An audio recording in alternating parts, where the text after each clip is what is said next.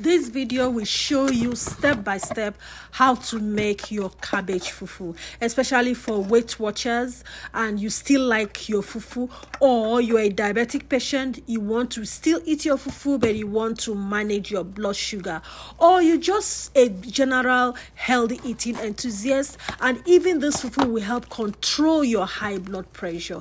This video is for you. Now you keep watching as I show you easy way on how to make your cabbage fufu while you eat your special fufu but keep your weight under check.